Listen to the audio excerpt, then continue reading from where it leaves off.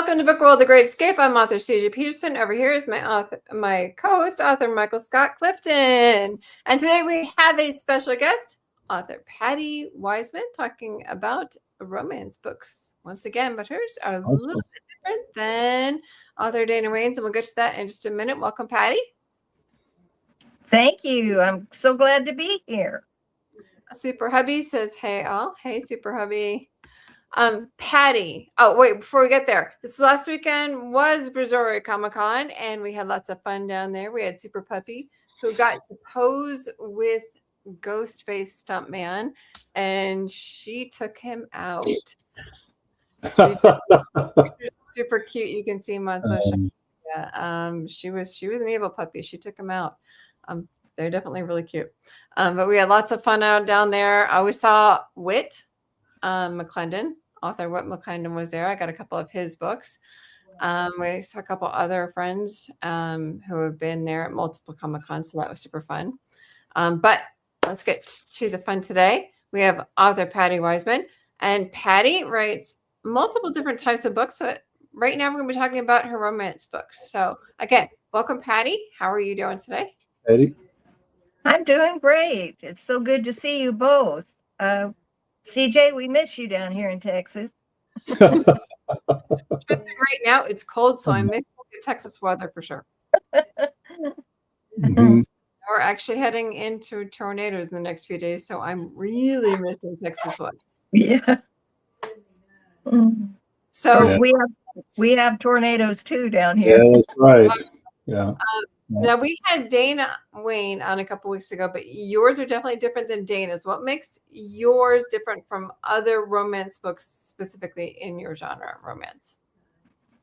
Well, I think basically my romance books really have a lot of mystery in them, and they're clean romance.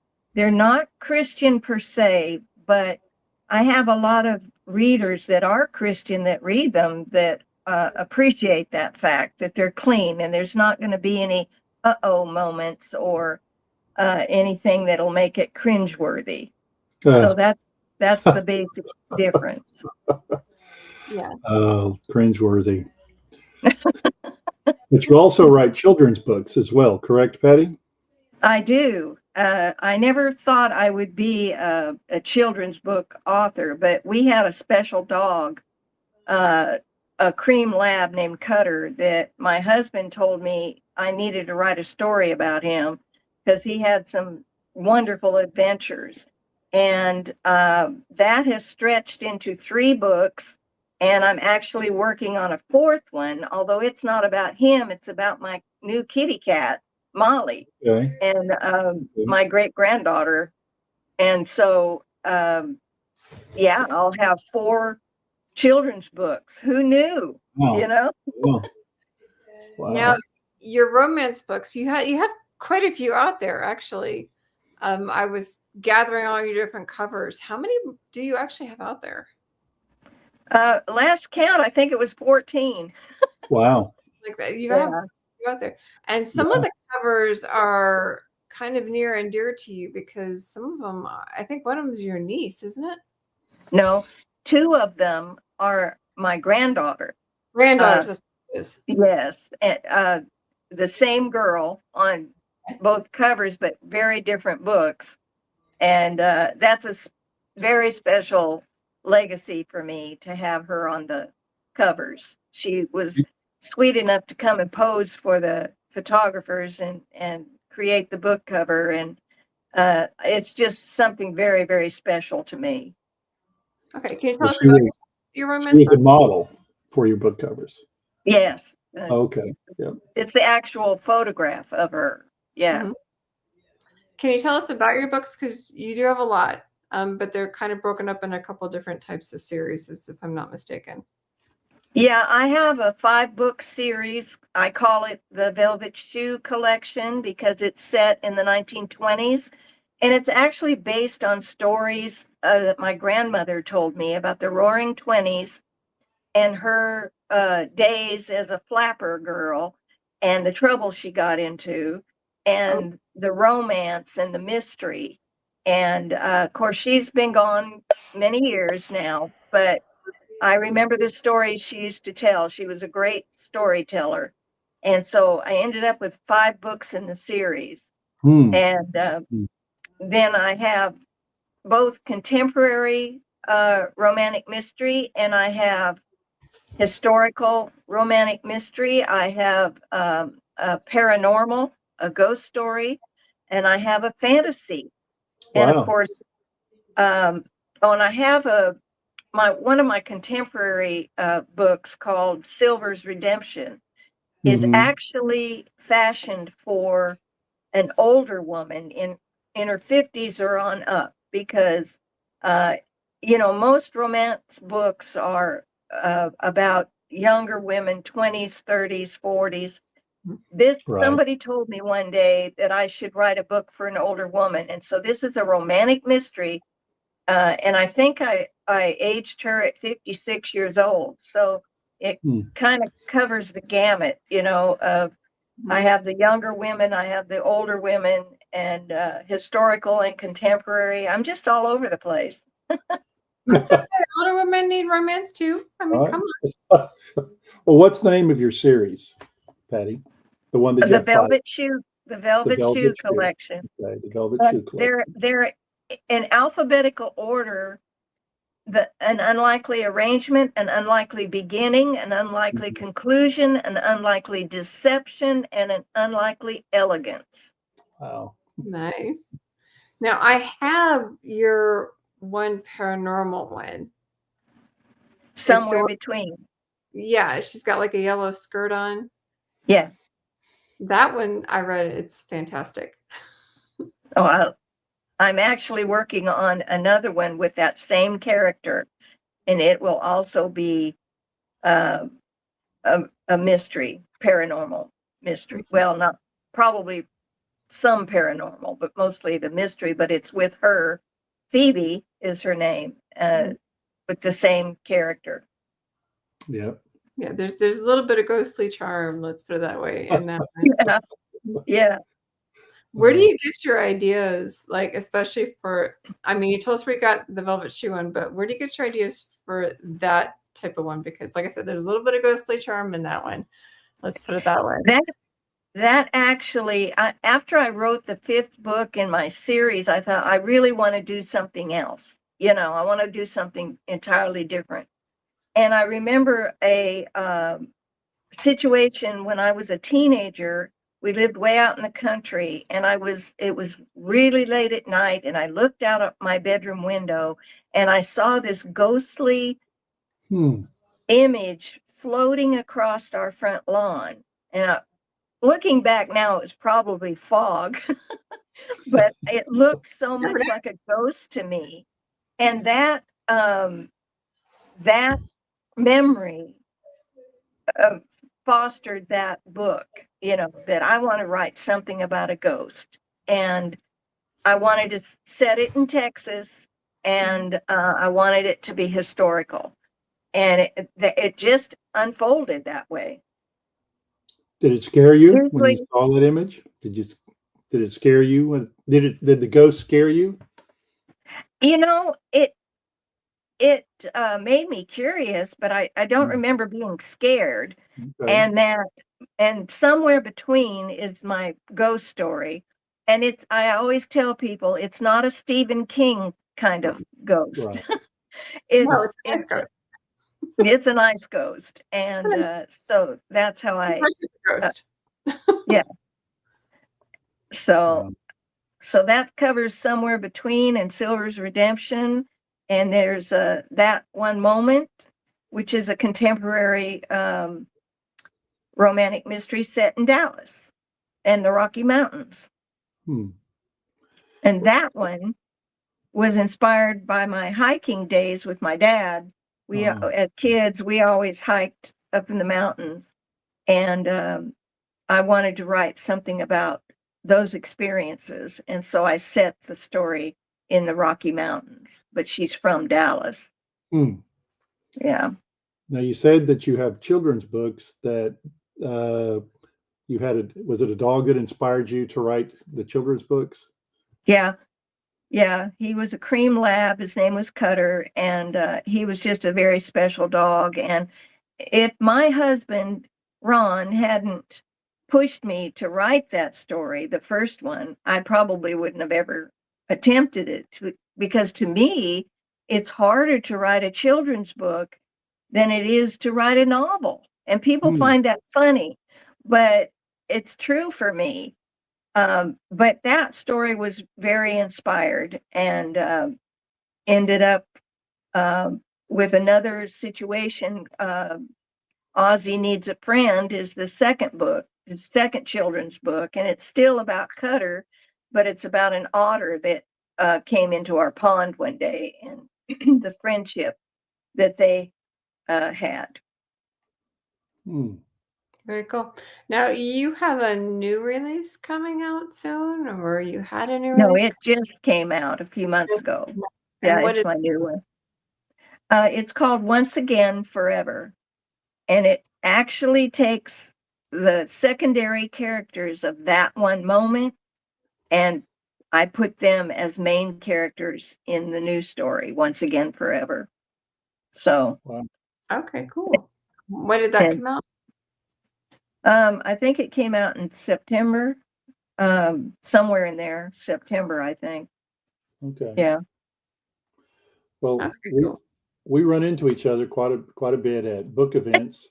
Uh, so, what are some book events that if someone wanted to come get a personal autograph on a book from you, where will you be at over the next 3 or 4 months in and around the Texas area?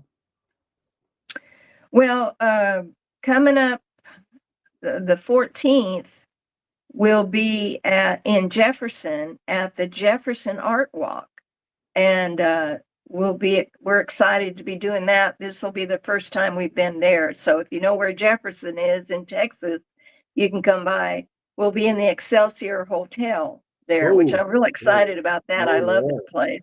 right. A great. And we do the Longview event, the Art walk. Longview Art Walk.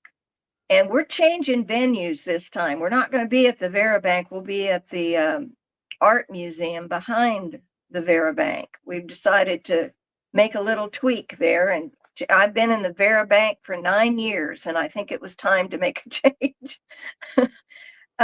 We go to a lot of festivals around the area. There's Avenger, and there's Texarkana, and we go to Blanchard, Louisiana. The reason we do so many festivals is because of my husband's artwork. We share a booth and we go together, and it's something as a retired couple we can do together, you know? That's cool. Right. Yeah. Now, do you have any works in progress you want to talk about? I do. Like I said, not a sequel to the Somewhere Between Ghost Story, but it's a companion book. It's the adventures of Phoebe Whiteside, and she is a amateur sleuth, so to speak, not by choice, but because she fell into it. And so this second book is called Secrets Within, Ooh, and she finds herself um, trying to solve another mystery for a neighbor. She's become quite popular solving these mysteries, and so this is a new one. I'm ways to go with it. I'm only, I think, into the 7th chapter right now, but it's coming along nicely. I like a good And then, mystery. huh? I said I like a good mystery. Yeah, and it's a novella, which I know both of you remember Caleb Pirtle. Mhm. Yeah. And he always told me to write a novella because they sell so well, because they're quick reads, And so this will be my second novella. Wow. And then I have a new children's book, uh, London and Molly's Texas Adventures. And it's going to be an illustrated book about my cat and my great granddaughter and they're Texas adventures around seeing special attractions around Texas together. So, do you have any target dates at all on either one? No, because I'm hoping, well, now the children's book, I hope to get out by May because Okay. I promised my granddaughter I'd have it for her birthday. So I better stop working on the other one and get this children's book out. And so I'm saying summertime for the other book, Secrets Within. That's cool. So, Yeah. so people that are watching, of course, the novellas are shorter, but can you give a little bit more concise description of what a novella actually is? Well, it's 40,000 words or less. And basically, you can use any topic or any genre. Just keep under the 40,000 words is basically what a novella is compared to a novel, which is 65 or 65,000 or more. Wow. Yeah. Now, Patty, people don't know that you actually are working with a slight challenge when it comes to your writing. Would you care to Yes, share ma'am. about these guys with those who are watching and Sure. listening? Well, a few years ago, I was diagnosed with macular degeneration, and that's why I wear these computer glasses because my central vision in my left eye is almost totally gone, and my right eye, they're fighting to save it. But it makes it very difficult to see the screen anymore, and I can't write on, I can't read regular books anymore. I have to read ebooks or listen to Audible. But with these glasses that they've given me, I have a big screen and I can read on that and do my work. And of course, you use all the tools. You have the read aloud function, and you have dictate. That you can do that. And so it hasn't slowed me down at all as far as writing goes. Now, some other things it does, but I learned to work around that. And it's a really wonderful how the brain adapts to something like that. Do I get frustrated? Sure. But, what am I going to do? Well, and that was gonna be my next question. When it comes to that, like there are days where my eyes are really bad and I have trifocals where I have to use them. So it does get frustrating. Being an author, losing your vision is probably one of the most frustrating things in the world. So with that thought in mind, I know when you started to lose it, there were points where you weren't able to write. So with that challenge in mind, how does that work for you? My stubbornness, probably. I'm not going to give up. And I have some wonderful doctors that work with me and show me different ways to do things. And my husband, of course, is my number one supporter. And without him, now I couldn't do the events because he takes all the money, the credit cards and the cash and that. I have a hard time seeing that anymore. So I have a great support system. My publisher is here right next to me so that I don't mess up something on the screen. And as long as you have that support system, and I'm a stubborn person, I still bowl. I bowl on a women's league I've bowled on for 40 years. And my teammates, they tell me what pins I have left after, I know where to stand. I know what mark to roll over, but I can't see what pins are left up there. And so they tell me you have the 10 pin or the 7 pin or whatever. And I know where to stand in order to shoot that pin. And so I just refuse to give up. I'm not going to give up. And, you have to find the right doctors and you have to have a good support system. And I'm fortunate to have both.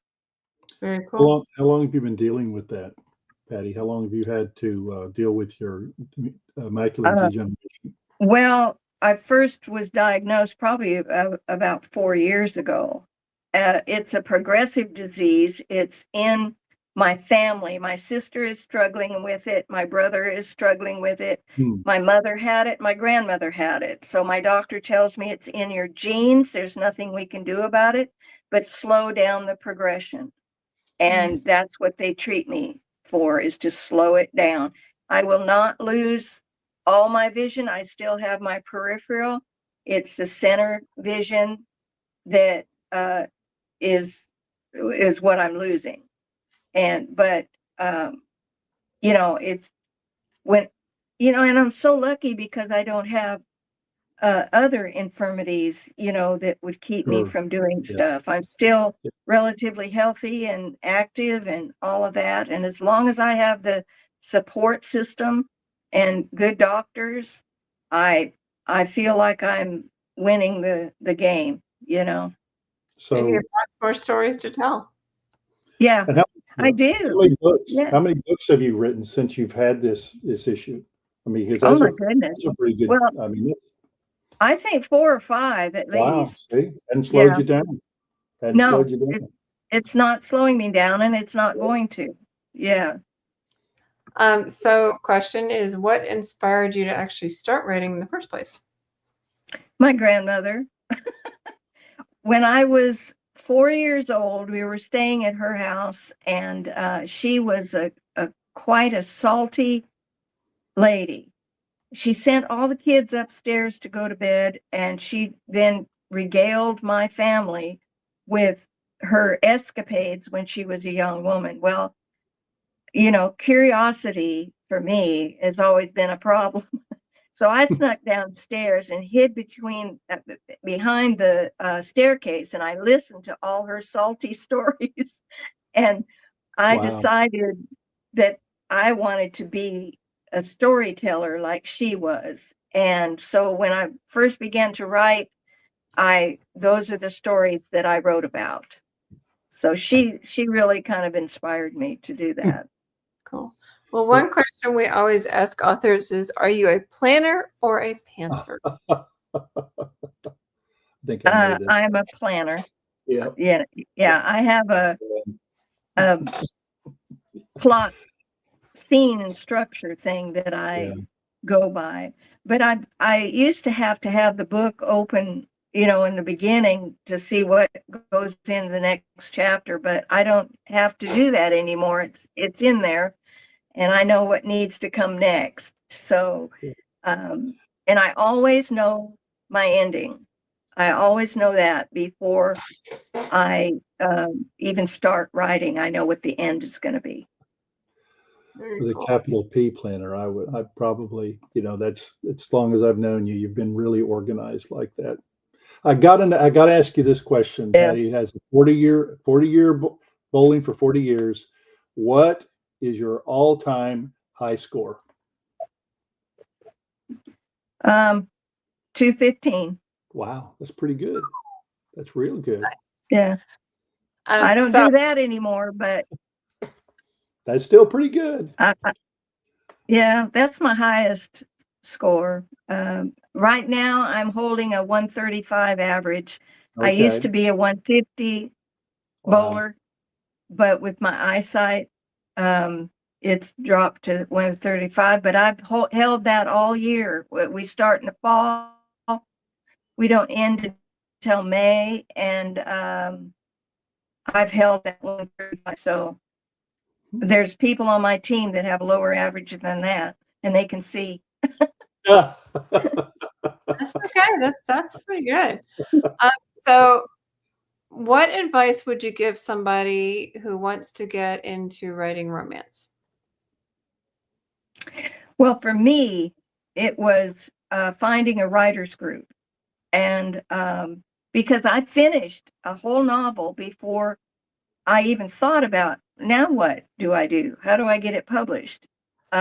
I think it's very important to align yourself with like-minded people and to get advice from those people and find out what the steps are.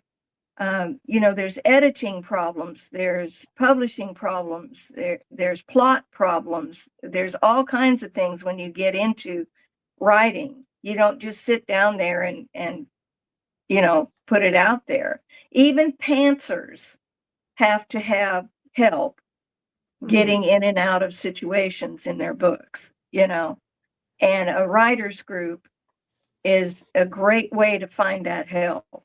And all you have to do is Google it, because that's what I did, in your area. So I think you know where I'm going with this. What do you think the worst thing you could do to a young writer as an experienced writer yourself? What's the worst possible thing you can say or do to discourage them?